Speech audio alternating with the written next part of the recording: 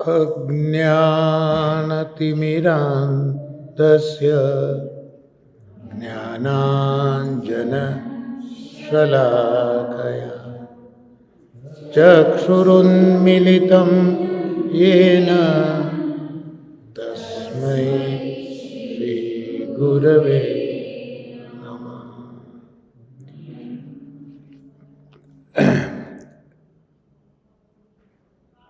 શ્રીમદ પ્રભુચરણોના પ્રાગટ્ય દિવસની પૂર્વ સંધ્યાએ આપ સૌ વૈષ્ણવોને ખૂબ ખૂબ બધાઈ અને ભગવત સ્મરણ. તૃતીય આખ્યાનનું અવગાહન શ્રી ગોસાઈજીના અનુગ્રહથી અને બાલકવિ ગોપાલદાસજીની કાનીથી અને ગોસ્વામી શ્રી જીવનજી મહારાજના આશીર્વાદથી આપણે જોઈ રહ્યા છે. છેલ્લે આપણો સત્સંગ વિરામ પામ્યો ત્યાં આપણે જોયું હતું કે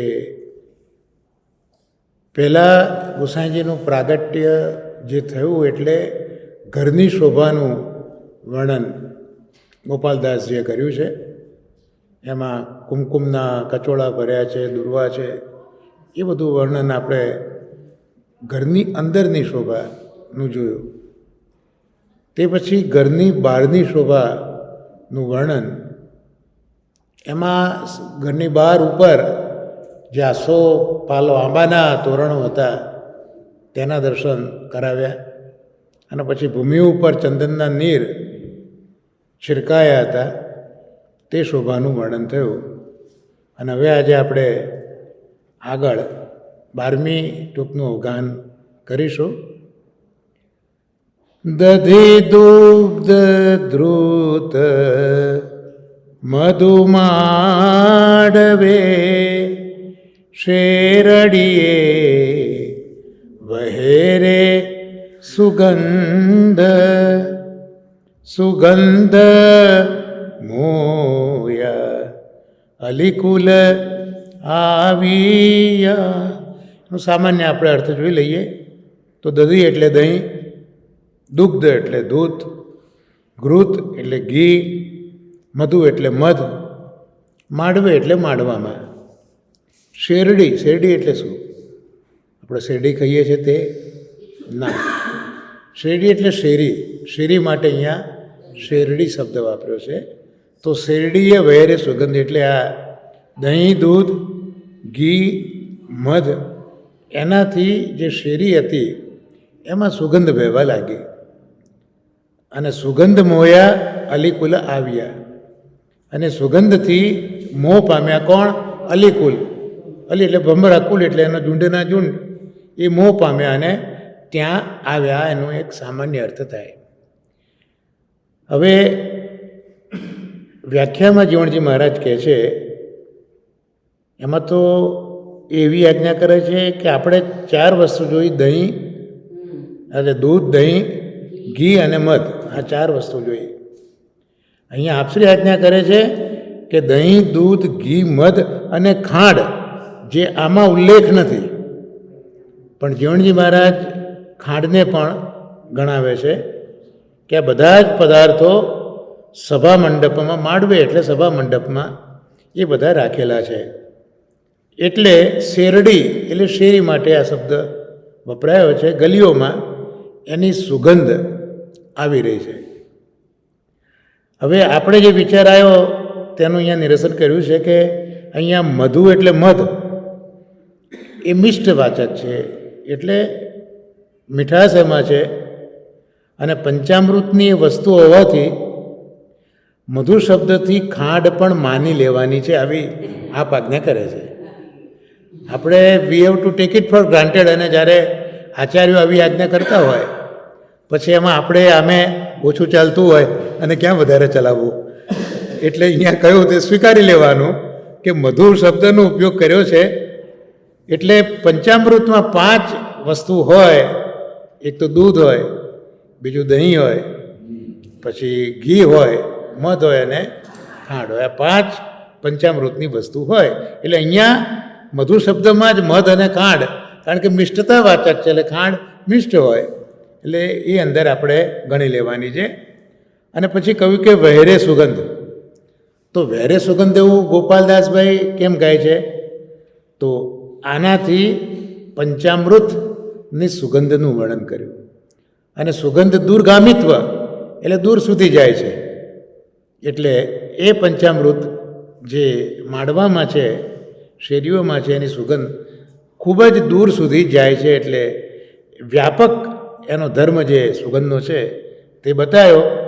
અને એનાથી જે વસ્તુ બની તે કહી દીધી કે સુગંધે અલી કુલ આવ્યા. એ સુગંધથી અલી એટલે ભ્રમરો એ મોહ પામ્યા અને મોહ પામીને ત્યાં આવ્યા.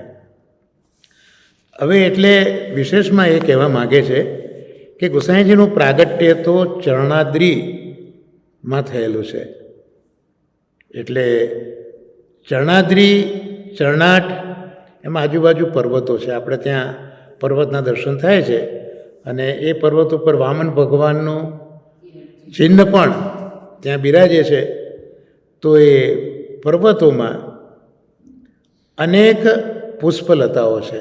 પર્વતો ઉપર પુષ્પલતાઓ છે. અને ત્યાં પેલા ભ્રમરો પુષ્પોના લીધે ઘૂમતા હોય તો એ પર્વત ઉપર રહેલા ભમરાઓ પણ આ પંચામૃતની સુગંધથી આકર્ષાયા. અને આકર્ષાઈને એ પંચામૃતની પાસે આવ્યા.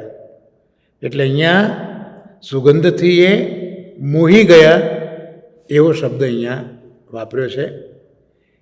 લોભ્યા એવો શબ્દ પણ વાપરી શક્યા હોત કે એમને લોભ થયો, પણ અહીંયા મોહ શબ્દ વાપર્યો કે મોહીને આવ્યા છે. એનું બહુ જ સુંદર કારણ જીવણજી મહારાજ કહે છે કે આટલી બધી સુગંધ જે આમાં વર્ણન કરી એ લૌકિક પંચામૃતમાં આવી સુગંધ હોતી નથી. આપણો તો અનુભવ જ છે. એટલે અહીંયા જે સુગંધનો વર્ણન કર્યું છે, વિચાર કર્યો છે, એ સુગંધ લૌકિક નથી.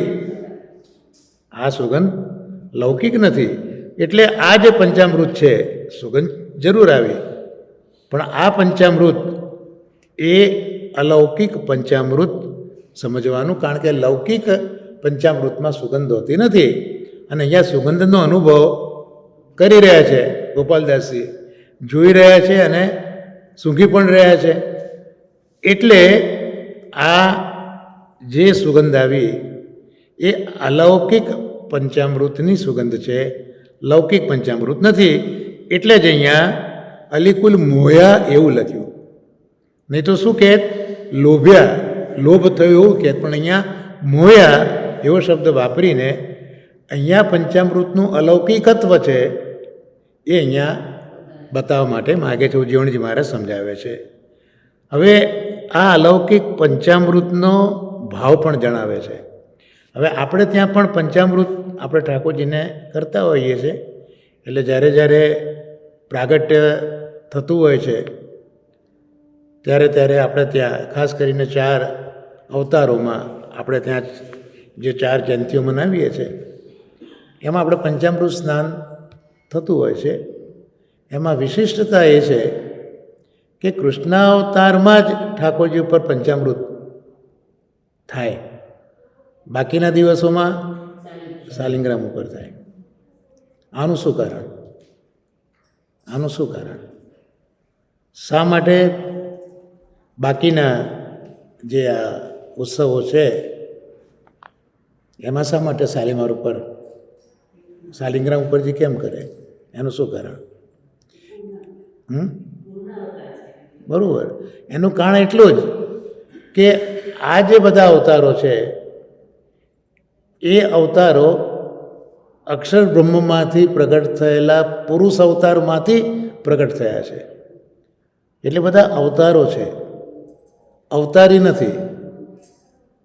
એટલે ત્યાં જે પંચામૃત કરવામાં આવે છે એ શાલિગ્રામે વિષ્ણુનું સ્વરૂપ આપણે ત્યાં ગણતા હોઈએ છીએ.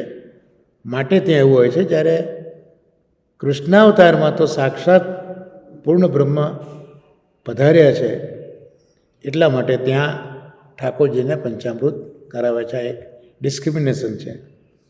અને દરેક જગ્યાએ એક વખત પંચામૃત થાય, પણ પાછું એક્સેપ્શન જોવા જઈએ તો તૃતીય ગૃહમાં, અને બી રામચંદ્રજીના પ્રાગટ્યના દિવસે ત્યાં મંગળામાં પણ પંચામૃત ઠાકોરજીને કરાવે છે. આ ત્રીજા ઘરની જ એક આ પ્રણાલી છે, બીજા ઘરમાં આવું નથી. રામચંદ્રજીના પ્રાગટ્ય વખતે એક વખત પંચામૃત થાય, પણ કાંકરોલીના ઘરમાં 2 વખત પંચામૃત થાય છે. એનું કારણ એટલું જ છે કે દશરથ રાજાને ત્યાં પહેલાં કોઈ સંતાન નહોતું, અને એમના કુલગુરુ વશિષ્ઠ એમની પાસે દ્વારકાધીશજીનું સ્વરૂપ બિરાજતું હતું. બહુ મોટું વર્ણન છે દ્વારકાધીશજી ક્યાંથી ક્યાં બિરાજ્યા, વશિષ્ઠ પાસે આવેલા હતા. અને વશિષ્ઠ જ્યારે દ્વારકાધીશજીના મહાત્મ્યની વાત કરી ત્યારે દશરથ રાજા એ આ સ્વરૂપને પધરાવીને લઈ ગયા છે. અને તમને ખબર છે ખરી કે દશરથ રાજાને કન્યા પણ હતી.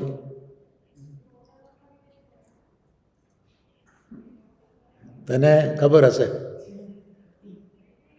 શું નામ બેટા એનું?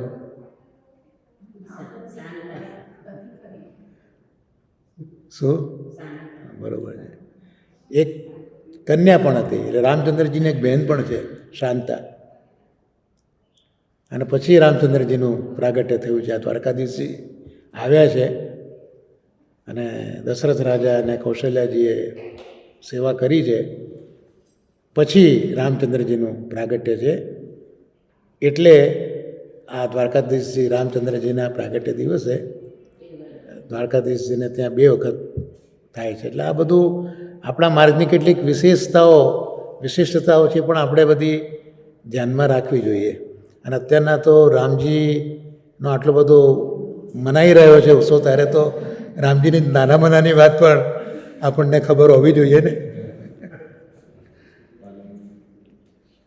તો આપણે ત્યાં હવે પંચામૃતનો ભાવ વિચારીએ. જીવણજી મહારાજ જે કહે છે, પહેલાં જોઈએ તો આપણે ત્યાં જે પંચામૃત કરીએ છીએ એમાં દૂધ છે, સ્વામિનીજીનો ભાવ છે. પછી દહીં જે છે એ દહીં એ શ્રુતિ રૂપા એટલે ચંદ્રાવલીજીનો ભાવ છે. ત્યાર પછી ઘી છે યમુનાજીનો ભાવ ગણ્યો છે. ખાંડ એ કુમારિકાઓ એટલે ઋષિરૂપાનો ભાવ ગણ્યો છે. અને મધ એ પુલિંદિનીનો ભાવ ગણ્યો છે. તો પુષ્ટિમાર્ગમાં આ પંચામૃતનો ભાવ આવો છે. અને એને પંચામૃત કેમ કહેવાય? તો પૃથ્વી ઉપરના આ 5 અમૃતો એ શાસ્ત્રોએ બતાવ્યા છે. માટે ઠાકોરજીને એનાથી સ્નાન કરાવવાનો આપણે ત્યાં પ્રકાર છે. પણ હવે આ અલૌકિક ભાવ આપણે આપણા રીતે જોયો. જીવણજી મહારાજ શું કહેવા માગે છે કે આ અલૌકિક પંચામૃત કેમ હું કહું છું, લૌકિક કેમ નહીં? તો ઇન્દ્ર વગેરે દેવોએ જન્મ સમયે આપને પંચામૃત સ્નાન કરાવ્યું છે. એટલે કોને પંચામૃત સ્નાન કરાયું? ઇન્દ્રે. કોને કરાયું? ગુસાઈજીને. એવું અહીંયા કહેવા માગે છે.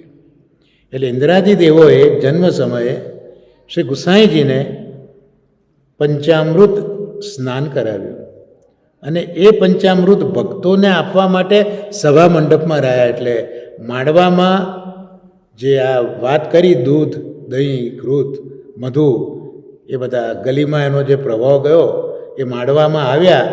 તો એ ક્યાંથી આવ્યા? ઇન્દ્ર વગેરે દેવતાઓ લઈને આવ્યા છે.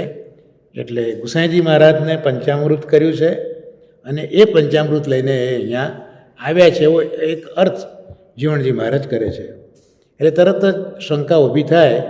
એ શંકા પણ મૂકી કે ભાઈ, લૌકિકમાં બાળકના જન્મ સમયે તો બાળકને પંચામૃત થતું નથી. વળી અહીં મૂળમાં પંચામૃત શબ્દ એવો પણ લખ્યો નથી. આ તો જીવણજી મહારાજ કહે છે કે આ પંચામૃત થયું, પણ મૂળમાં તો આ પંચામૃત એવો શબ્દ પણ નથી. અને લૌકિકમાં બાળકના જન્મ સમયે આવો કોઈ પ્રકાર દેખાતો નથી.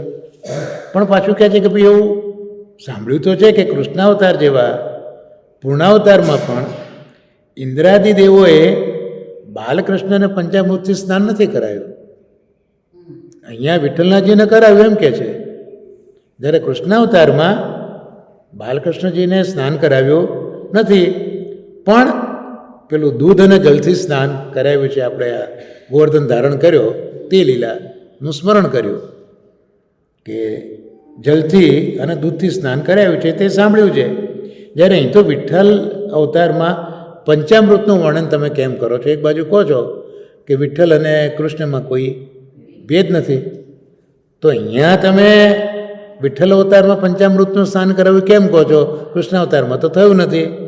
તો તે સમાધાન અહીંયા જીવણજી મહારાજ આ રીતે કરે છે કે કૃષ્ણાવતારમાં શું થયું કે ઇન્દ્રને અજ્ઞાન હતું, એટલે એ અજ્ઞાનરૂપી મદ જે ઇન્દ્રને હતો એ ઠાકોરજીએ પહેલાં દૂર કર્યો, અને દૂર કરીને પોતાનું સ્વરૂપ જ્ઞાન કરાવ્યું કે હું કોણ છું એમ ઇન્દ્રને સમજાવ્યું. ત્યારે ઇન્દ્ર અભિષેક કર્યો છે, એમને અભિષેક કર્યો નથી. ઠાકોરજીએ ઇન્દ્રને પોતાના સ્વરૂપનું દર્શન કરાવ્યું અને ઇન્દ્રનો મદ ભંગ થયો. એટલે ઇન્દ્રનો મદ દૂર કર્યો અજ્ઞાનરૂપી, પછી એને ઠાકોરજીના સ્વરૂપનું ભાન થયું છે. આ સ્ટેપ આવ્યું કે પહેલાં ઠાકોરજીએ એનો મદ હતો તે દૂર કર્યો, પછી એને સ્વરૂપ જ્ઞાન થયું કે ભાઈ હું કોના સામે આવ્યો છું, અને પછી એને સ્નાન કરાવ્યું છે દૂધ અને જલનું. એટલે જલ પહેલાં હાથીઓ લઈને આવેલા હતા, અને જ્યારે વિઠ્ઠલેશના અવતારમાં તો શું છે કે એક તો એ સર્વોત્તમ એવા બ્રાહ્મણ કુળની અંદર પ્રગટ થયા છે, અને પ્રાગટ્ય શેના માટે છે? આપણે કહીએ છીએ અજ્ઞાનતિમિરાંધસ્ય જ્ઞાનાંજન શલાકયા, તો અજ્ઞાનના નિવારણ માટે જ આપનું પ્રાગટ્ય થયેલું છે. એટલે અજ્ઞાનના નિવારણ માટે જ અહીંયા વિઠ્ઠલ પ્રગટ થયા છે. એટલે ઇન્દ્રને તત્કાલિક જ સ્વરૂપ જ્ઞાન થઈ ગયું. હવે ઇન્દ્રને સ્વરૂપ જ્ઞાન કરાવવાની કોઈ જરૂર નથી, કારણ કે આપનું પ્રાગટ્ય જ અજ્ઞાનને દૂર કરવાનું છે. એટલે પ્રગટ થયા એ સાથે જેમ સૂર્ય ઉગે અને અંધકાર દૂર થાય છે, એમ અહીંયા ગોસાઈજી મહારાજ પ્રગટ થયા. એ સાથે જે કંઈ અજ્ઞાન લોકોનું હતું એ દૂર થયું. એટલે ઇન્દ્રને વિઠ્ઠલેશના પ્રાગટ્ય સાથે સમજ પડી ગઈ છે કે આ કૃષ્ણ જ ભૂતલ ઉપર પ્રગટ થયા છે, અને માટે અહીંયા ઉલ્લેખ કર્યો. અને બીજું કે શ્રી વલ્લભે પાખંડ મતનું ખંડન કરીને યાગ વગેરે પ્રવૃત્તિઓ પણ ચાલુ કરી. જે યજ્ઞ વગેરે બંધ થયા હતા તે પ્રવૃત્તિઓ પણ વલ્લભે ચાલુ કરાવી છે. એટલે ઇન્દ્ર વગેરે દેવોએ આવીને પંચામૃત સ્નાન કરાવ્યું છે. એમ એટલે શા માટે ઇન્દ્રે કરાવ્યું પંચામૃત? કૃષ્ણના અવતારમાં નથી કરાવ્યું. કરાવ્યું છે તો બી એ દૂધ અને જલથી કરાવ્યું છે. તો અહીંયા કેમ આવું એની સમજ અહીંયા આપીને છેવટે કહ્યું. એટલે આપણે કહી શકાય કે અહીંયા જે પંચામૃત છે એ અલૌકિક છે, અલૌકિક પંચામૃત નથી. અલૌકિક હોવાથી એની સુગંધથી પહેલાં ભ્રમરો એ મોહીને આવ્યા છે. અથવા બીજો એનો અર્થ કર્યો કે ઉત્સવ માટે લાવેલા દહીં, દૂધ અને જાત કર્મની પ્રસાદી ઘી અને મધ તેનું વર્ણન અહીંયા કર્યું એવું લાગે છે. એટલે અહીંયા જે પેલી વાત કરી કે પંચામૃત શબ્દ તો આમાં લખ્યો નથી, પણ જીવણજી મહારાજ તો પંચામૃત શબ્દનો ઉલ્લેખ કરે છે. તો અહીંયા આપે એ પણ કહ્યું કે ભાઈ એ તમે ન સ્વીકારો તો અહીંયા ઉત્સવ માટે દહીં અને દૂધ લાવ્યા છે. જેમ નંદ મહોત્સવ વખતે ગોવાળિયાઓ દહીં દૂધ લઈને આવ્યા હતા, એમ અહીંયા પણ એ વૈષ્ણવો જે છે એ વૈષ્ણવ દહીં અને દૂધ લઈને આવ્યા છે, અને મંડપમાં એ ફેલાયા છે. દહીં અને દૂધ એકબીજા પર છાંટ્યા છે એટલે મંડપમાં ફેલાયા છે. એટલે એની સુગંધથી ભ્રમરો મોહ પામ્યા, આવો પણ અર્થ અહીંયા એક એ મૂકે છે. એટલે અહીંયા જે દહીં દૂધ છે એનું પણ અલૌકિકત્વ સાબિત જીવણલાલજી મહારાજ કરવા માગે છે. એટલે અહીંયા ઉત્સવ માટે આવેલા દહીં દૂધ છે, અને પછી લખ્યું કે જાત કર્મની પ્રસાદી ઘી અને મધ એનું વર્ણન છે. એટલે દૂધ અને દહીંની તો વાત કરી, બાકી રહ્યા ઘી અને મધ, તો એ સમજાવે છે કે વિઠ્ઠલેશનું પ્રાગટ્ય થયું એટલે જાત કર્મ કરવાના. બાળક જન્મે એટલે એના જાત કર્મ કરે ને. ઠાકોરજીનું પણ પ્રાગટ્ય થયું એટલે જાત કર્મ કર્યું છે. બ્રાહ્મણોને બોલાયા છે, વિપ્ર બધા આવ્યા છે, વેદોનું પઠન કરે છે, જાત કર્મ કર્યું છે. એમ અહીંયા પણ શ્રી ગોસાઈજીનું જાત કર્મ કર્યું છે. અને જાત કર્મ કર્યું એટલે જ તે વખતે ઘી અને મધ ત્યાં હોવાય જરૂરી છે. એટલે અહીંયા વિશેષ સમજાયું કે જાત કર્મ એક સંસ્કાર છે. બાળક માના પેટમાં હોય ત્યારથી લઈને એનું મૃત્યુ થાય અને અગ્નિ સંસ્કાર ત્યાં સુધી 16 સંસ્કારો શાસ્ત્રોએ ગણાવેલા છે.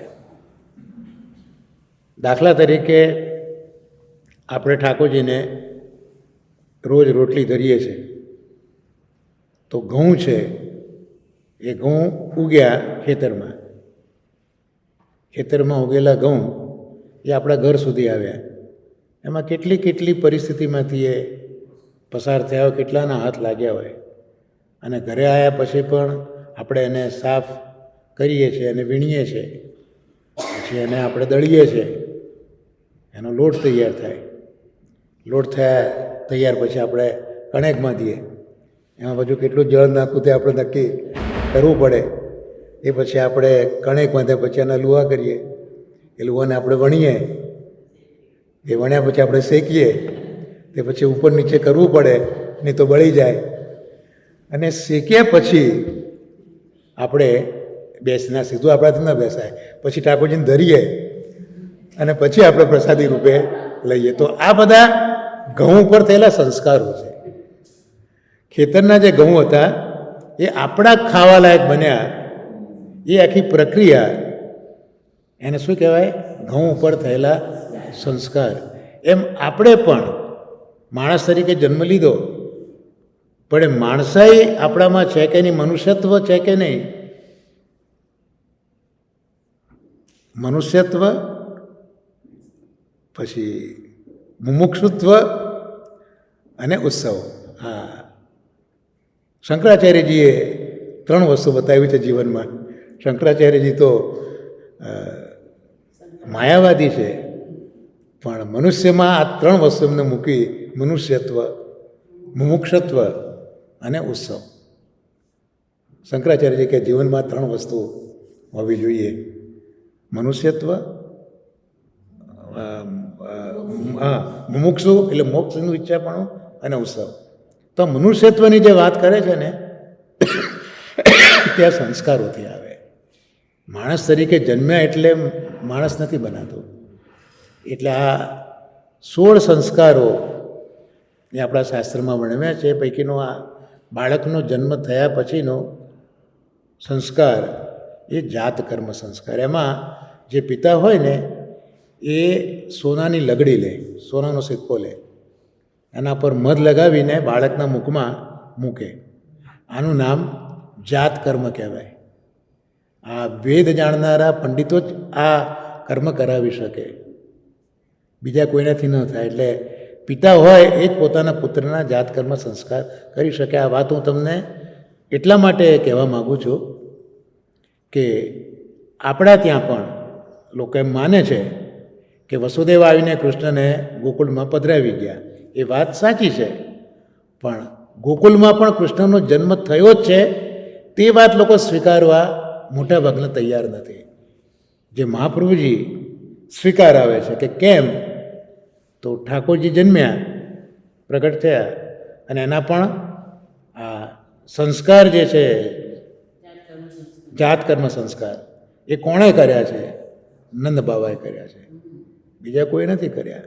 તો પિતા જ પુત્રના સંસ્કાર, જાત સંસ્કાર કરી શકે. અને કરાવનાર કોઈ સામાન્ય નથી, પણ વેદ જાણનારા બ્રાહ્મણો છે. એટલે એ લોકો તો ખોટું કોઈ દિવસ કરે નથી. એટલે આવા ઘણા મુદ્દા મહાપ્રભુજીએ મૂકીને પ્રસ્થાપિત કરવાનો પ્રયત્ન કર્યો છે કે ઠાકોરજી ભલે વસુદેવ મૂકી ગયા, પણ ગોકુલમાં પણ ઠાકોરજીનું પ્રાગટ્ય છે જ.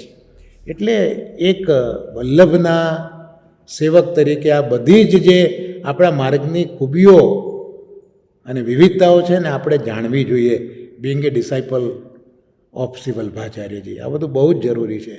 સત્સંગની અંદર આ બધું હોવું બહુ આવશ્યક છે. કે મહાપ્રભુજી કેમ આવું કહે છે, બીજા બધા તો વિરોધ બહુ કરે છે. આવા ઘણી ઘણી વિધાઓ છે જ્યાં મહાપ્રભુજી આપણને એટલા બધા પ્રમાણો આપ્યા છે, પણ આપણે એને જોતા નથી, વાંચતા નથી, સમજતા નથી.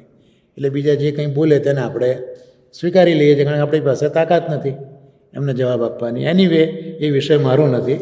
આ તો અહીંયા આવ્યું એટલે મારે તમને કહેવું પડ્યું કે ઉત્સવ માટે આવેલા હતા, એટલે જન્મ સંસ્કાર જે જાત કર્મ સંસ્કાર કરવાના હતા માટે અહીંયા છે.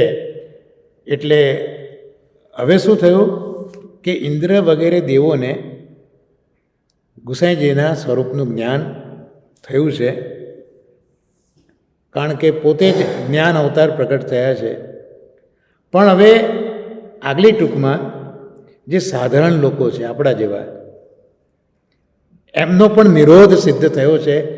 એ હવે 13મી ટૂંકની અંદર ગોપાલદાસજી ગાય છે.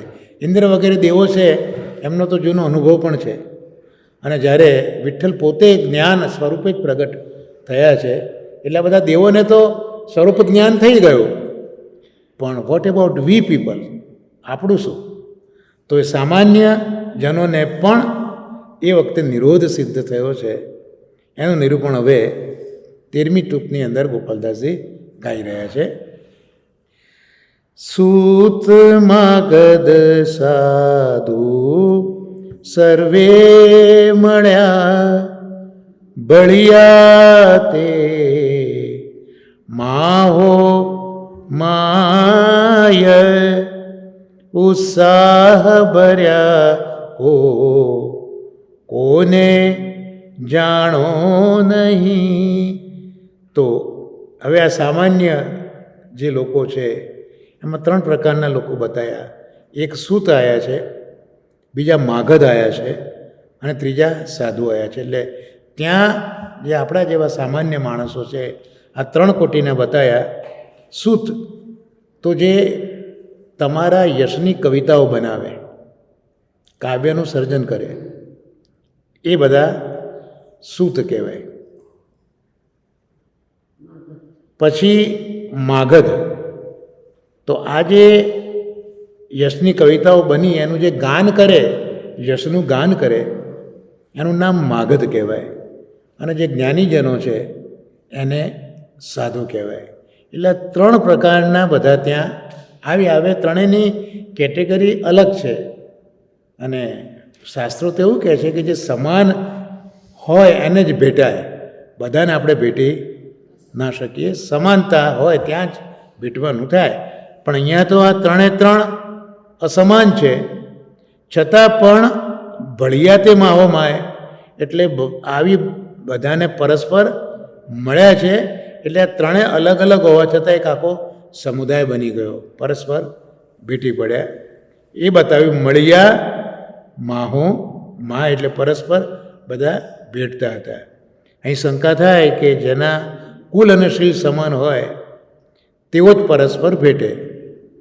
પણ અહીંયા તો સાધુ એ ઉત્તમ છે કારણ કે જ્ઞાની છે. સૂત એ મધ્યમ છે કારણ કે ગાય છે. અને માગધ એ જે છે એ અધમ છે, જે યશની કૃતિઓ કવિતાઓ બનાવે છે. એ વિસમાનતા હોવા છતાં પરસ્પર મળે છે. આવું તો પછી સંભવે કેમ? તો એનું કારણ બતાવ્યું. ઉત્સાહ ભર્યા કોને જાણે નહીં. કારણ કે ઉત્સવ એટલે જ જે અંદરથી પ્રગટ થયો જ છે. ઉત્સવ જે અંદર હતો અને બહાર પ્રગટ થઈ ગયો છે, એટલે આજુબાજુનું બધું જ વિસરાઈ જાય. આ શાસ્ત્રીજી સરસ વાક્યા દસમ સ્કંદના અંદર કરેલી છે કે બધાની વિસ્મૃતિ થઈ જાય, આજુબાજુ શું થઈ રહ્યું છે એની આપણે ખબર ન પડે. અને જે ઉલટ પ્રદર્શિત થતો હોય છે, સુધ ન પરે કો કાકી નારી, હસ દેત પરસ્પર તારી, છે ને કૃષ્ણના પ્રાગટ્યના વધઈની અંદર. બસ એવું જ અહીંયા વર્ણન કરવા માગે છે કે પરસ્પર એકબીજાને વીંટી પડ્યા. સુધી ન પરે કો કાકી નારી, હસ દેત પરસ્પર તારી. એમ અહીંયા એકબીજાને, કારણ કે ઉત્સાહ જે સૌ અંદર જે છે એ બહાર પ્રગટ થયું છે. એટલે દરેક વસ્તુનું વિસ્મરણ થઈ ગયું છે. આપણે પણ લૌકિકમાં બી જોઈએ છે કે ઘણી વખત આનંદ એટલો બધો આવે.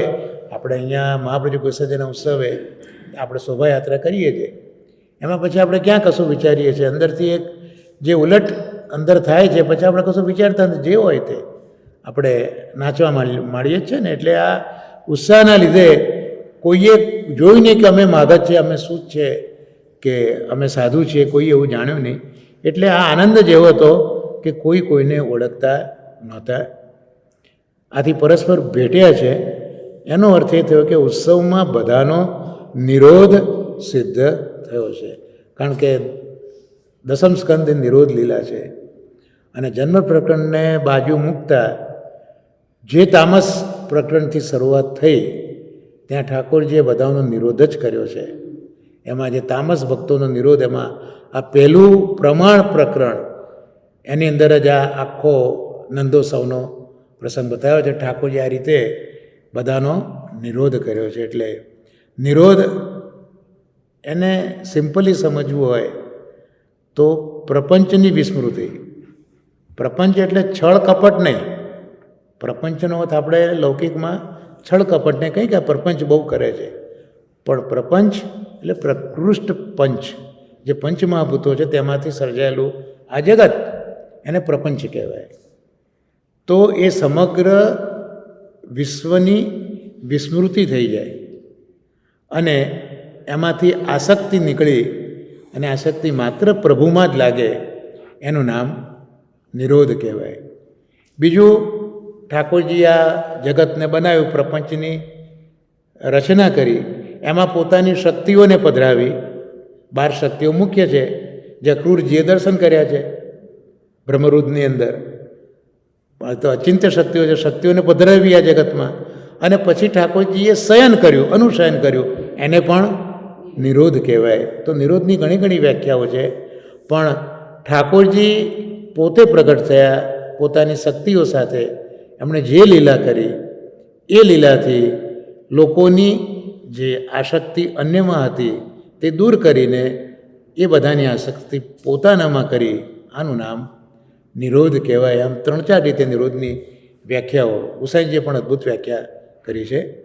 તો આ રીતે અહીંયા પણ એ બતાવવા માગે છે કે આ જે આવેલા હતા સાધુઓ કે પછી માગત, એ બધાનો નિરોધ. એટલે આપણે સવાલ એ આવે તો કે ઇન્દ્ર વગેરે તો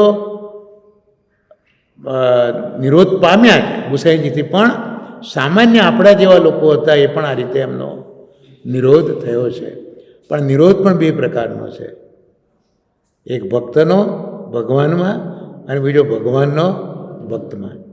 તો એ જ્યારે પરસ્પર નિરોધ થયા ત્યારે એને સંપૂર્ણ નિરોધ કહેવામાં આવે છે. જે ગજન ધાવનજી જેવા ભગવદીઓ હતા કે કુમનદાસ જેવા ભગવદીઓ હતા, એમને સિદ્ધ થયેલો હતો. તો આ આપણે અહીંયા 13મી ટૂંકનું અવગાહન કર્યું. હવે 14મી ટૂંકને આપણે જોઈએ એ પહેલાં આપણે આ જોઈ લઈએ. સમય આપણી પાસે ઓછો છે, એટલે 2 ટૂંક સાથે આજે 12મી અને 13મી ટૂંકનું આપણે વર્ણન જોયું, જ્યાં ઇન્દ્ર વગેરે દેવોને પણ નિરોધની સ્થિતિ પ્રાપ્ત થઈ અને આપણા જેવા જીવોને પણ નિરોધની સ્થિતિ પ્રાપ્ત થઈ. અને અલૌકિક આ પંચામૃત વગેરે જે નવી નવી વાતો છે આપણે આજે જાણવા મળી. તો આજે વલ્ભાખ્યાનની આ 2 ટૂંકોને આપણે વિરામ આપીએ, કારણ કે આજનો હાસ્યામૃતનો પ્રસંગ પણ ખૂબ જ સમજવા જેવો છે. તમે બધા એટેન્ટિવ છો જ, પણ હજી વધારે એટેન્ટિવ થઈ જજો, બહુ મુશ્કેલ કામ છે. 56મો પ્રસંગ છે, પુરુષોત્તમનો સાક્ષાત અનુભવ કેમ થાય. પુરુષોત્તમનો સાક્ષાત અનુભવ કેમ થાય. એટલે એક દિવસ ગોકુલેશ જલઘરામાં બિરાજ્યા હતા. આ ગોકુલનાથજીની જીવનશૈલી આવી જ હતી. રસ્તામાં પધારતા હોય કોઈક વૈષ્ણવ મળી ગયો, કે આવી રીતના જલઘરામાં ગયા હોય, કે અપરસ કરીને બહાર નીકળતા હોય કોઈક મળી ગયું હોય, અને પ્રસંગો બધા, એટલે જુદી જુદી જગ્યાએ બધા પ્રસંગો પ્રગટ થયા છે. એટલે આ જળઘરામાં બિરાજ્યા હતા. એ વખતે આપણા અનન્ય સેવક કલ્યાણ પટેલ લગભગ સાથે રહ્યા છે. વિનંતી કરી કે ભગવદીયને શ્રી પુરુષોત્તમની પ્રાપ્તિ કેમ થાય, એટલે કઈ રીતે થાય, આ વાત કૃપા કરીને કહો. ત્યારે આપશ્રી બોલ્યા કે શ્રી પુરુષોત્તમની પ્રાપ્તિ એ સાધન સાધ્ય નથી. કોઈ સાધનથી પુરુષોત્તમ મળે એવા નથી. આપણે એકવાર રાજાનો પ્રસંગ, સાહેબ कैसे मिले, એ સીધી વાત છે. એટલે પુરુષોત્તમની પ્રાપ્તિ એ સાધન સાધ્ય નથી, કૃપા સાધ્ય છે. જ્યારે કૃપા કરે પ્રભુ, જૈસે તુમ મુझसे મિલે, એમ ઠાકોરજી કૃપા કરીને આપણને મળે તો ઠાકોરજી પ્રાપ્ત થાય, એટલે કૃપા સાધ્ય છે. ત્યારે શ્રી મહાપ્રભુજી કૃપા કરીને કરાવે ત્યારે થાય.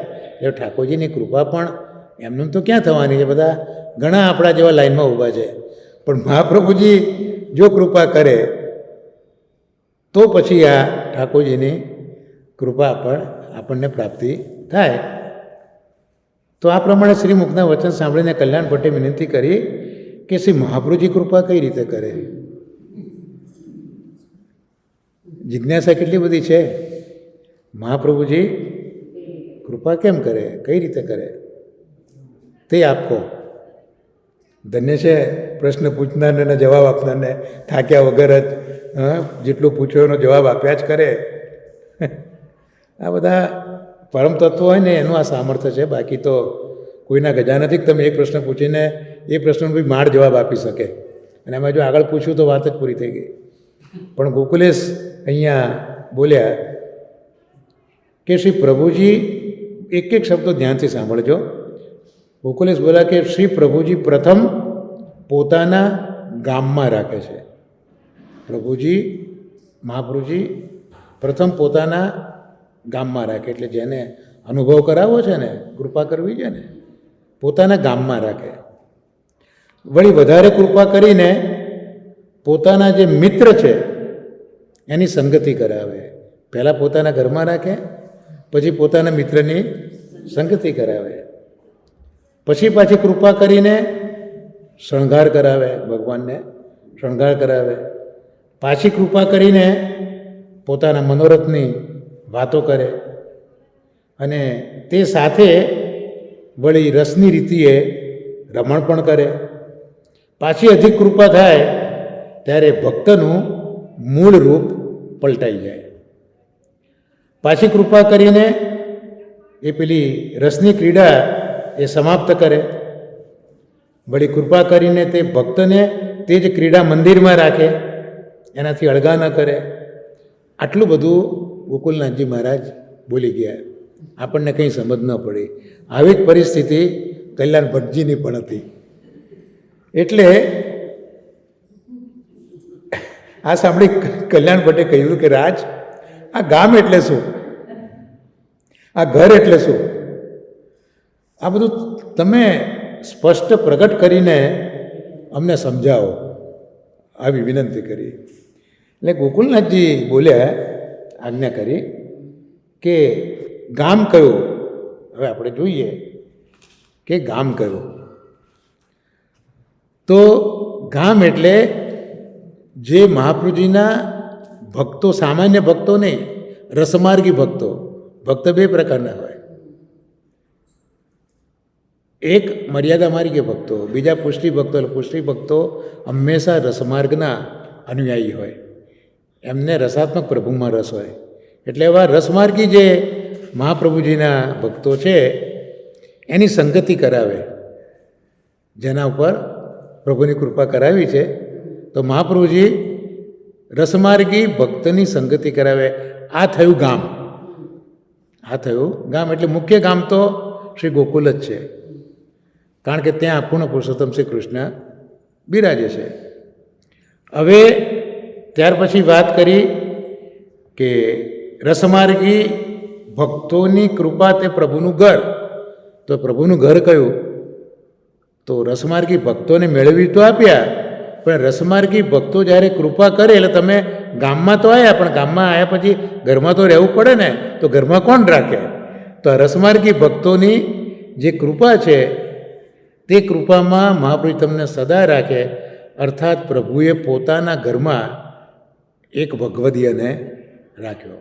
એટલે ગામ પછી પ્રભુનું ઘર.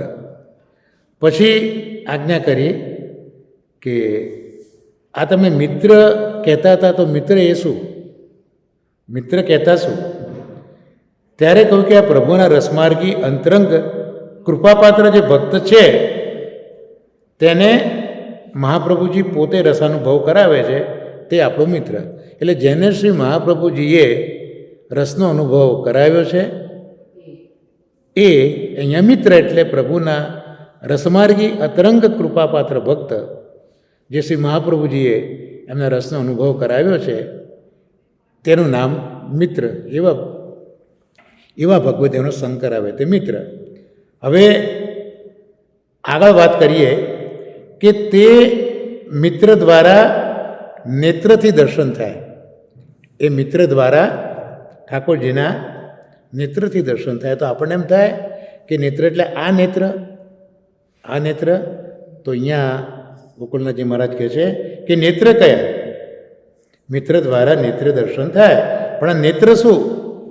તો અહીંયા એવું કહે છે કે જે મિત્ર છે એનું મુખ એ જે પ્રભુની રસવાર્તા કરે છે એ તમે શેનાથી સાંભળો છો? કાનથી. એટલે આ પરિસ્થિતિમાં કાન એ તમારા નેત્ર છે. તમે જે જુઓ છો તે નેત્ર નથી, પણ ભક્તો જે રસની વાત તમને કરી રહ્યા છે અને તમે જે કર્ણ દ્વારા સાંભળો છો તે કાન એ અહીંયા નેત્ર છે. એનું કારણ શું છે કે તમે જેટલા ગુણ સાંભળો અને સમજો એટલા રીતના તમે પ્રભુને જુઓ, એટલે અહીંયા કર્ણને નેત્ર કહ્યા. કારણ કે તમે જેટલું સાંભળશો એટલું તમે જોશો, એટલે જેટલું બધું સાંભળશો એટલું તમે વધારે જોશો. એટલે અહીંયા જે કર્ણ છે આપણા, એને અહીંયા નેત્ર તરીકે ઓળખાયા છે. એટલે સાંભળીએ, સમજીએ અને એ જ પછી દર્શન કરીએ તે દર્શન.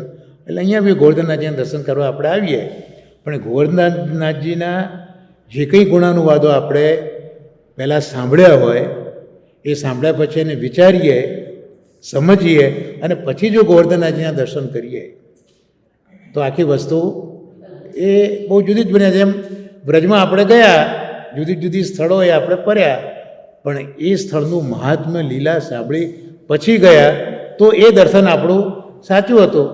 પણ દર્શન ક્યારે કરી શક્યા? જ્યારે આપણે સાંભળ્યું હતું ત્યારે. એટલે અહીંયા જે કર્ણ છે એને નેત્રની ઉપમા આપેલી છે. હવે આવું જ્યારે કરો કે મુખ્ય દર્શન છે મિત્ર દ્વારા સાંભળીને કરીએ તો હવે શું થશે? પરમાનંદનો અનુભવ થશે. એટલે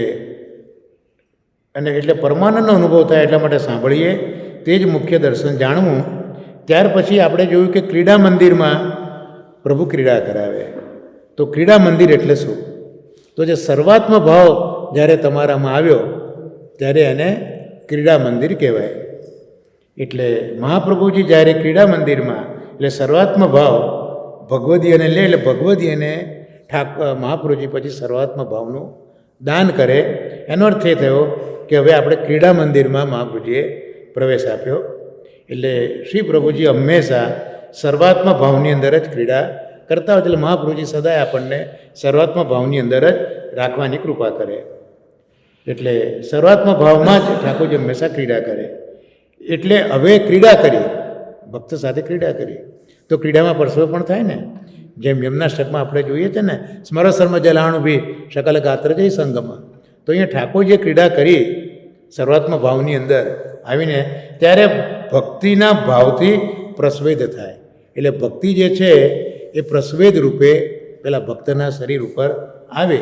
અને આવું જ્યારે થાય ત્યારે જાણવું કે પ્રભુએ ભક્તને સ્નાન કરાવ્યું.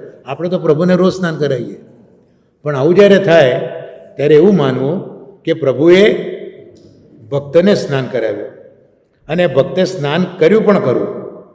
અને આવું કેમ? તો ત્યારે ભક્તના સર્વદોષ ધોવાઈ જાય. જેમ નારદજીની આપણે વાત કરીએ છીએ હમણાં, તો હૃદયમાં બિરાજેલા ઠાકોરજી પ્રગટ થયા તો નારદજીના જેટલા અત્યાર સુધીના દોષો હતા તે બધા દૂર થઈ ગયા છે. તો આ સ્નાન ભગવાન કરાવે, ભક્તના સર્વદોષ ધોવાય.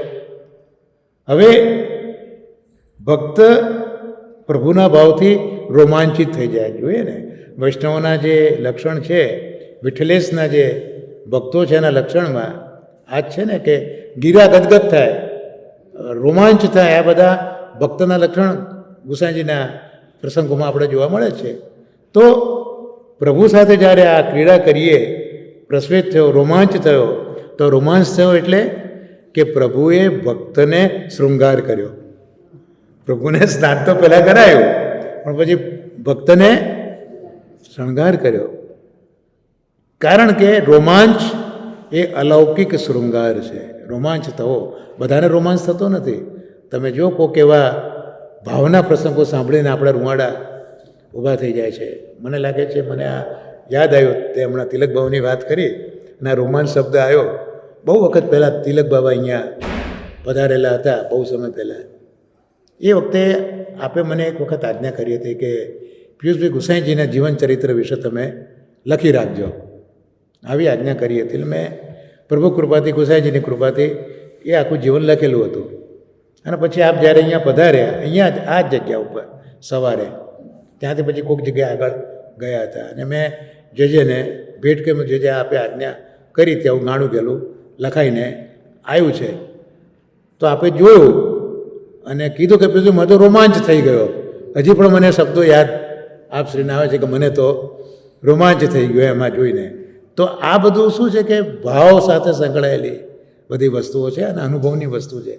કોઈના કહેવાથી કે સાંભળવાથી એ બધી વસ્તુ આવતી નથી. પણ આ તો રોમાંચ શબ્દ આવ્યો ને એટલે મારાથી સહજ નીકળી ગયું. મારી મોટાઈ બતાવવા માટે મેં તમને નથી કહ્યું, પણ આ તો જસ્ટ આ મેં અનુભવ કર્યો હતો તેની મેં વાત કરી કે રોમાંચિત એટલે અલૌકિક શૃંગાર છે.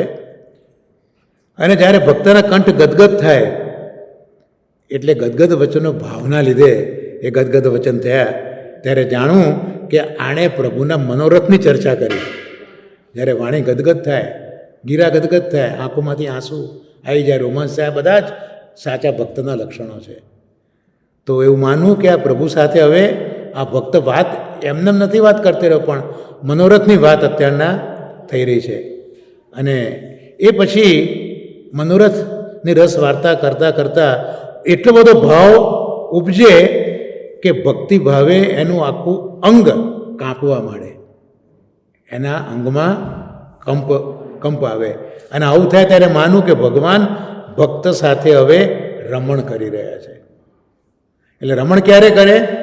જ્યારે ભક્તિ ભાવે પરમાનંદનું દાન કરે ત્યારે. અને જ્યારે આવા પરમાનંદનું દાન થયું અને ભક્ત પોતે કાંપવા માંડ્યો એટલે માની લેવું કે આ ભક્તનું સ્વરૂપ, આગળ ભક્તનું સ્વરૂપ બદલાયું. એટલે જે પેલું તનુનવત્વ એ વાત અહીંયા કરી. એટલે હવે ભક્તનું આખું સ્વરૂપ જે હતું તે આખું સ્વરૂપ આખું બદલાઈ ગયું એવું અહીંયા કહેવા માગે છે. આજે નારદજીના પ્રસંગમાં પણ આપણે આ જ વસ્તુ જોઈ કે આખું નારદજીને ઠાકોરજીએ દર્શન આપ્યા અને નારદજીનું આખું સ્વરૂપ બદલાઈ ગયું છે અને બની ગયા છે પ્રભુના પાર્ષદ. એ આખો જે બધો ક્રમ ભાગવત આપણે જોઈએ છીએ તો અહીંયા બરાબર પેરેલલ જ બધું જતું એવું આપણને અહીંયા લાગી રહ્યું છે કે નારદજી વ્યાસીને કહી રહ્યા છે કે હું હવે રાહ જોતો હતો કે ક્યારે મારો દેહ છૂટે, ક્યારે મારો દેહ છૂટે. અને પ્રભુએ નક્કી કરેલો કાલ આવ્યો. જો ઈશ્વર માટે કેટલી બધી એમને છે કે ઈશ્વરે નક્કી કરેલો કાલ આવ્યો. એ વખતે સુદામા નામનો એક પર્વત છે જે સ્ફટિકનો બનેલો છે.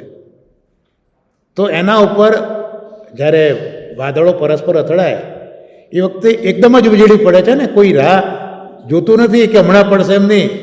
પણ એટલે સુદામ પર્વત સ્ફટિકનો છે એટલે એમાં શું છે કે ઝબકારા બહુ દેખાય. એટલે જેવા મેઘ અથડાયા એટલે પ્રચંડ વીજળી થઈને પડી, તો પડી તો એમાં જરા પણ વાત નથી લાગી, તરત જ પડી. એવી રીતે ઈશ્વરે નક્કી કરેલો કાલ આવ્યો તો જેમ સુદામ પર્વત ઉપર પેલી વીજળી એકદમ પડી શકે છે, પડી ગઈ, એમ જ મારો દેહ પણ પડી ગયો. એટલી સુંદર ઉપમાથી આખી વાત નારદજીએ સમજાવી છે કે આપણે તો અક્કલ કામ ન કરે કે શું દર્શન કર્યું છે વ્યાસ મહર્ષિજીએ. હા, કેટલી જ આપણે બી જોઈએ છે વીજળી પડે કેવી પડે છે કોઈને ખબર પડતી નથી. નારદજી બસ આ જ રીતે મારો શરીર પણ આ જ રીતે પડી ગયું કે મને ખબર ન પડી, પણ ઈશ્વરે નક્કી કરેલો કાલ આવ્યો ત્યારે પણ એ ભગવદ દર્શનથી એમનું અંતઃકરણ શુદ્ધ થઈ ગયું હતું. એટલે કોઈ પૂર્વજન્મના દોષો કે અપરાધો નહોતા રહ્યા, માટે પાર્ષદ બન્યા. એમ અહીંયા પણ પ્રભુએ આટલું કર્યું ત્યારે પેલા ભક્તનું સ્વરૂપ આખું બદલાઈ ગયું.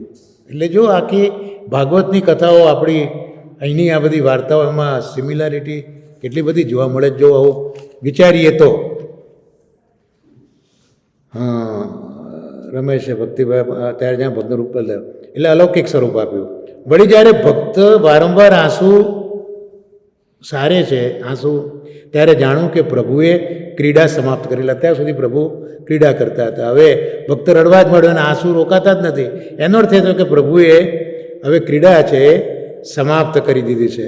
એટલે જળ જે આંખમાંથી નીકળ્યું એનાથી નેત્ર ધોઈ રહ્યો છે, એના નેત્ર ધોઈ રહ્યો છે. ભાગવતમાં પણ છે ને કે નેત્રથી દર્શન કરો ઠાકોરજીના, એ તો કોમન છે, પણ મનથી દર્શન કરો એ વધારે અગત્યનું છે. તો મનથી દર્શન કઈ રીતે થાય? મનથી દર્શન કઈ રીતે થાય?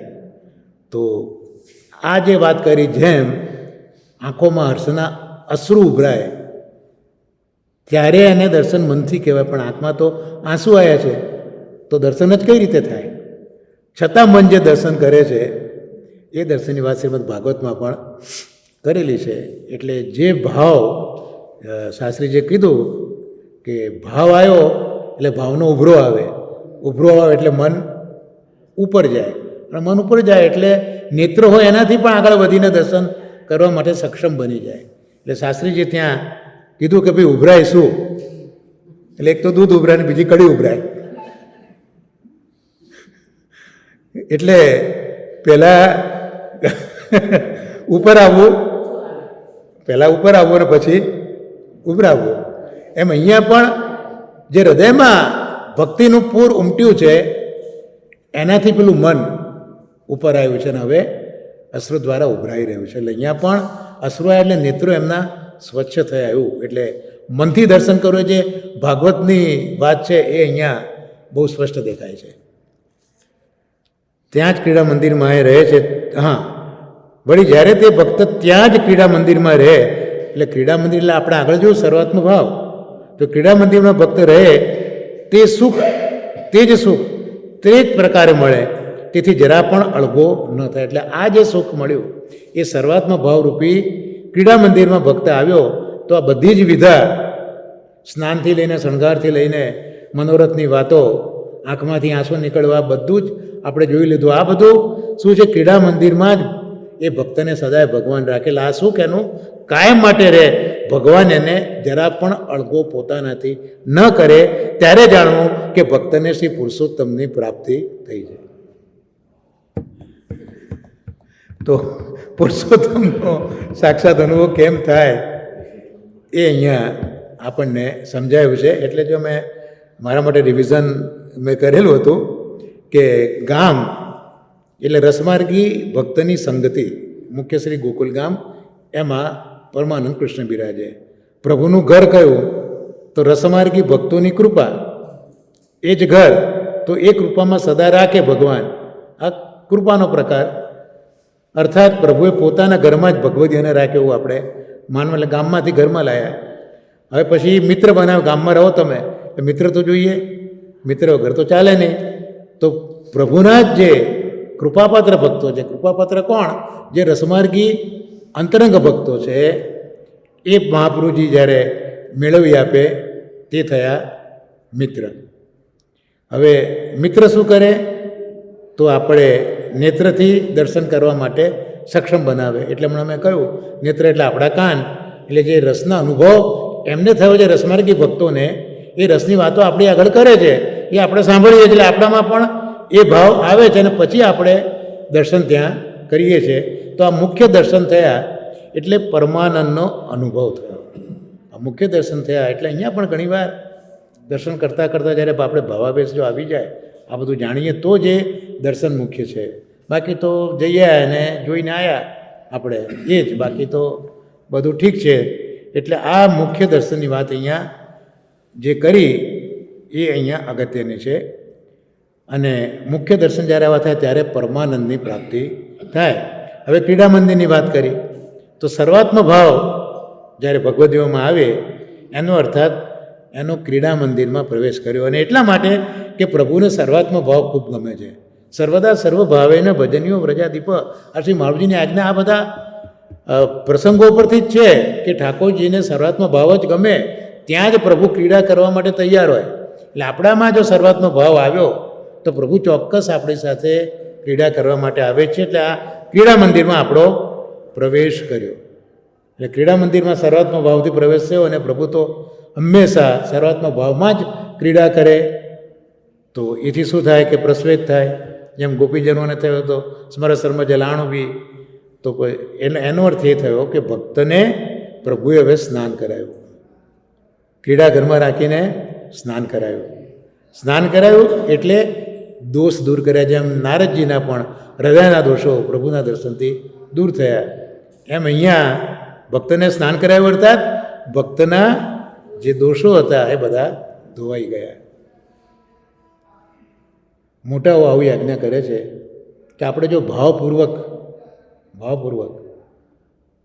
નિજ મંદિરમાં આપણા ઘરે, અહીંયા તો તમને ભરતભાઈ ચાન્સ નહીં આપે અંદર વસ્ત્ર કરવાનો, એટલે હું નિજ મંદિરની વાત કરું છું કે આપણા ઠાકોરજીના નિજ મંદિરમાં જો આપણે મંદિર વસ્ત્ર કરીએ ને તો એનો અર્થ શું? શ્યામુંદર આચાર્યજીએ કર્યો છે. આ શ્યામુંદર આચાર્યજીએ કર્યો છે માટલું કહેવાની હિંમત કરું છું. એમણે અર્થ એ કર્યો છે કે એ યથામામ પ્રપદ્યંતે તાંસ થયું ભજામ્યમ. તમે જ્યારે મંદિર વસ્ત્ર કરો છો તમારા ઠાકોરજી માટે, ઠાકોરજી તમારા હૃદયનું વસ્ત્ર કરીને તમારા હૃદયમાં રહેલા દોષોને દૂર કરે છે. આ મંદિર વસ્ત્રનો ભાવ છે. શ્યામુંદરજી આવી આજ્ઞા કરી માટે હું કહું છું. બાકી મારી હિંમત નથી કે હું આવું તમને કહી શકું, કારણ કે તમે તો બધા ખૂબ સાંભળો છો ચારે બાજુનું જુદા જુદાઓને, એટલે મારે એકદમ બોલાતું નથી મારાથી. પણ આવું કોઈ પ્રમાણ આપનારું હોય તો હું તમને કહી શકું કે ભાઈ આવું મેં સાંભળ્યું છે આ આચાર્યના મોડે, મેં આટલી હિંમત એટલે કરી, બાકી મારાથી આવી હિંમત ના થાય. તો આપણે આ સ્નાન કર્યું એની વાત કરી. શૃંગાર તો ભક્ત પ્રભુના ભાવથી રોમાંચિત પામે એટલે પ્રભુ એને શણગાર કરાય એવું માનવાનું. આપણે કરીએ તો પ્રભુ પણ આપણને શણગાર કરે છે. તો ક્યારે ખબર પડે? જ્યારે આપણે રોમાંચ થાય ને ત્યારે માની લેવું કે આ શણગાર પ્રભુ આપણને કરે છે, કારણ કે રોમાંચ એ અલૌકિક શણગાર છે. અને ભક્તનો કંઠ ગદગદ થયો એટલે કંઈક મનોરથની વાર્તા કરી અને અંગે અંગ કાપવા માંડ્યું. એટલે ભક્તિભાવથી ભક્ત આખો કંપાયમાન. પેલી લોકો પછી જે લોકો શ્રદ્ધાળુ ના હોય પછી કે આને તો ખેંચ આવી વાઈ આવી એ બધું કહે એને એપિલેપ્સી છે, એવું નહીં. એની આ વાત નથી. પણ ભક્તનું અંગ આખું કંપાયમાન થાય, મૂર્છિત થઈ જાય. નારદજીના પ્રસંગ પણ આજે આપણે એ જ જોયું કે નારદજીને જ્યારે પુનઃજન્મ એમનો થયો, બ્રહ્માજીની ગોદમાં આવ્યા અને દેવો એમને જે વીણા આપી છે એ નાદ બ્રહ્મવાળી વીણાનો નાદ એમાં નીકળતો હતો. એમાં નારદજીનું ગાન મૂર્છના જેવું કહ્યું છે. હવે મૂર્છના શબ્દ સમજવા જેવો છે. આમ તો મૂર્છના એટલે મૂર્છિત થઈ જવાનું નામ મૂર્છના કહેવાય, પણ મૂર્છના એ સંગીતની ગાયકીનો એક પ્રકાર છે. સંગીતની ગાયકીનો એક પ્રકાર છે, મૂર્છના કહ્યું.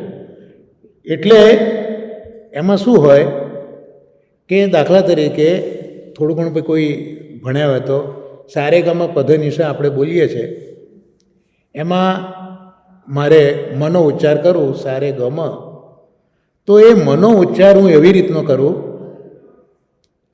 આંદોલિત કરું એને હું કંપા, જેમ અહીંયા કીધું ને કંપ થાય તો હું કંપ કરું. એટલે એ મને હું એવી રીતનો ગાઉં કે મનની અંદર કંપ આવે. એટલે કંપ આવે એટલે શું થાય? ઉપર નીચે થાય. ઉપર નીચે થાય એટલે મની નીચે ગ આવે એટલે ગનો બી સ્પર્શ થાય, અને મની ઉપર તીવ્રમાં આવે તો એનો બી સ્પર્શ થાય. એટલે મારે એ મ બોલતી વખતે મેં જે મને આંદોલિત કર્યો મેં, એથી એનો સ્પર્શ નીચે ગન ઉપર તીવ્ર મધ્યમ ન થયો, તો આ મેં મૂર્છના કરી કહેવાય. એટલે પેલાને મને મેં બેભાન કરી નાખ્યો, મૂર્છના બેભાન કર્યો. આ એક ગીત ગાવાની શૈલી છે. અને એમાં જ્યારે તંતુવાદ્ય હોય ને ત્યાં મૂર્છનાનો ઉપયોગ કલાકારો બહુ કરતા હોય છે. આ બધું તો ઠીક છે, બધું બોલી જવાયું, પણ એટલે અંગંક એટલે નારદજીને પણ આવું થયું હતું ગાન કરતાં કરતાં. અને ભક્તનું રૂપ બદલાવું, અલૌકિક સ્વરૂપ થયું તો પ્રભુ ભક્ત સાથે રમે એટલે પ્રભુ ભક્ત સાથે રમે એટલે પરમાનંદ પામે. પરમાનંદ એટલે આખા ભક્તનું રૂપ તમે જુઓ એવા ભગવદીઓ ને તમે જુઓ, તમને લાગે કે ભાઈ આ કંઈક જુદા પ્રકારના જીવો હોય એવું આપણને લાગે. ને એમને જો ભેટીએ તો એમના હૃદયની કુમાશ, એમના સ્વભાવની કુમાશ, બધાનો અનુભવ આપણે થતો હોય છે. એટલે આ ભક્તનું રૂપ પલટાવવું. બહુ વર્ષો પહેલાં એક એવા ભગવદીનું મને અનુસંધાન થયેલું સુરતમાં, અત્યારે તો ભૂતલું પણ નથી, પણ એમને ભેટવાથી એવો ભાવ મને એ વખતે લાગેલો હતો. એટલે ભક્તનું આ રૂપ બદલાઈ જતું હોય છે. આ અલૌકિક સ્વરૂપ થયું. અને ભક્તને વારંવાર આંસુ આવવા એટલે પ્રભુએ ક્રીડા સમાપ્ત કરી. આથી જળ પ્રગટીને નેત્ર ધોયા. ભક્ત ક્રીડા મંદિરમાં જ રહે અને એ જ સુખ એનાથી જરા પણ અળગા ન થાય. આનું નામ જાણવું કે ભક્તને પુરુષોત્તમની પૂર્ણ પ્રાપ્તિ થઈ છે. તો આ સાથે આ પ્રસંગને પણ અહીંયા વિરામ આપી આશ્રયપદનું ગાન આપણે કરીશું. દ્રઢૈન ચરણન કેરો બરો, દ્રઢૈન ચરણન કેરો, શ્રી વલ્લભ નખ ચંદ્ર છટાબિન, સબ જુગ માજ અંધેરો ભરોસો, દ્રઢૈન ચરણન કેરો, साधन और नहीं आ कली में जासूं होत निवेरो, सूर कहा कहे दुविधा दड़ो, बिना मोल को चेरो भरोसो, दृढ़ चरणन के. श्री गोवर्धन नाथ की जय. श्याम सुंदर श्री अમને મહારાણી की जय. श्री आचार्य जी श्री महाप्रभु जी की जय. સર્વે વૈષ્ણવને ભગવત સ્મરણ અને વંદન.